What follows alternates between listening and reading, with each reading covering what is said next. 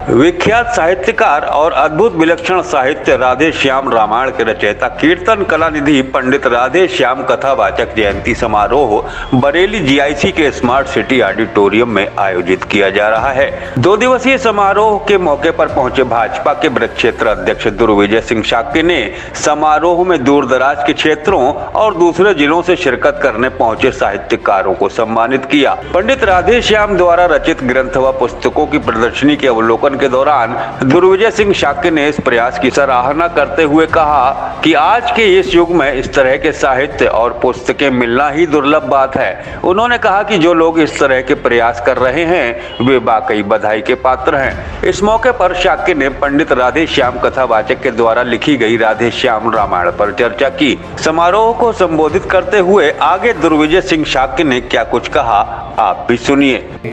देखिए, जो इस तरह के आयोजन हैं वो जो हमारी संस्कृति है, हमारी सांस्कृतिक विरासत है, उसको पुष्ट करने में बड़ी महत्वपूर्ण भूमिका निभाते हैं।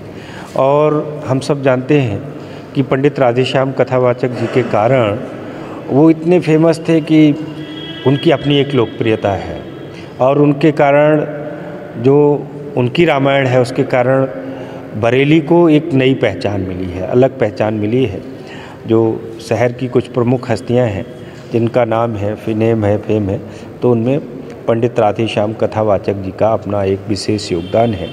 और वैसे तो रामायण अपने आप में विश्वव्यापी है, लेकिन राधे श्याम कथावाचक जी के कारण उसमें और बढ़ोतरी हुई है।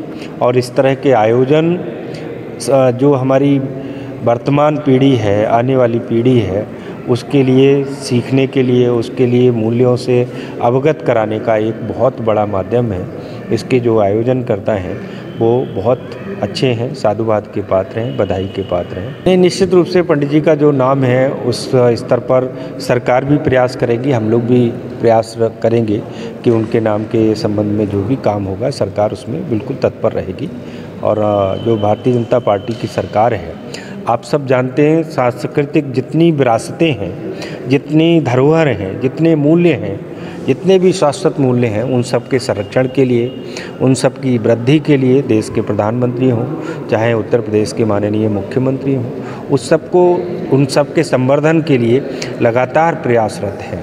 अभी ब्रज में 23 तारीख को माननीय प्रधानमंत्री जी ब्रज भूमि में मथुरा आए थे और देश के पहले प्रधानमंत्री ऐसे हैं जिन्होंने कृष्ण जन्मभूमि का दर्शन किया है और साथ ही साथ ये संदेश दिया कि मथुरा में भगवान कृष्ण विराट रूप में भी दर्शन देंगे।